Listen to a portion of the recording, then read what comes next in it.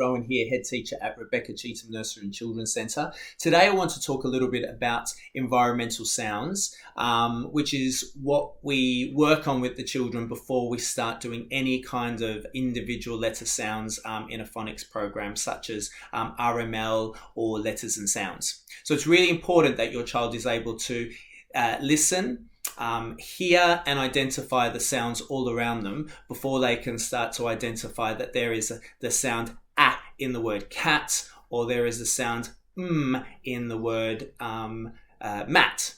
So let's focus on this today, and I'm going to talk to you about different ways that you can work with your child in a fun and enjoyable way at home.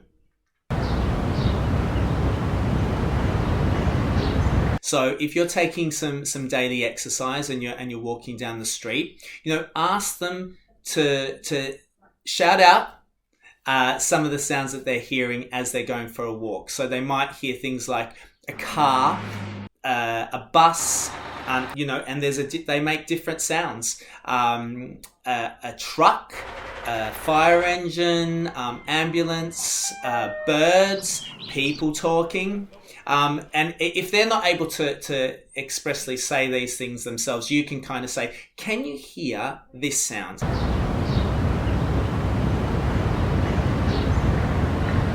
You could also be sitting, at the front of your window at the front of your house or apartment with the window open and listening to those sounds from the comfort of your home as well, and being able to identify every time you hear a new sound. You could play games like I hear with my little ear, and getting your children to think about sounds and the connection to words. So it might be I hear with my little ear a sound that goes like this, and then the child, you would want the child to identify who makes that sound, and then they could do that back to you as well.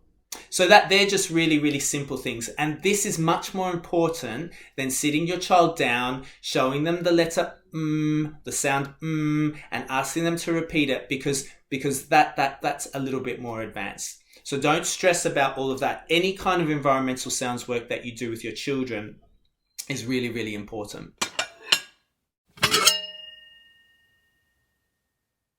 So, for example, lots of things that you might have in the house. I've just collected a few different things. So, an old takeaway plastic container, a saucepan, a mixing bowl, anything that you've got in the house that can make a sound. So, for example, and then I've got a paintbrush and a metal spoon.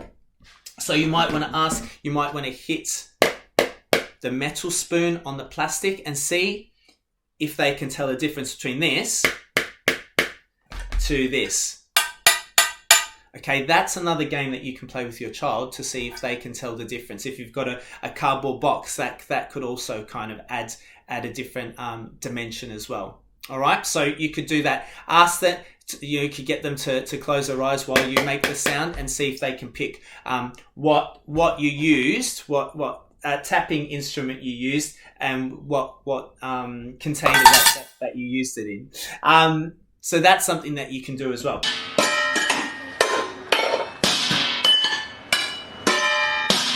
You could have a mixing bowl, they could have the takeaway container, or vice versa, and you can play a listen and respond game. So it could be like this. Okay, I want you to listen to me, and then I want you to repeat it on your thing. So you could go, and then you would expect your child to get their mixing bowl and go, great, fantastic listening, really, really good. Let's try something more difficult. And you can make it more challenging as you go along. So again, do it all based on creating lots of success for your child. Don't make something too complicated that they're not going to get. Build it up slowly over time. So, you might get to the point that you're doing something like this, and then your child will then try to recreate that. Okay, it's all about building those listening skills and being able to identify what those sounds are.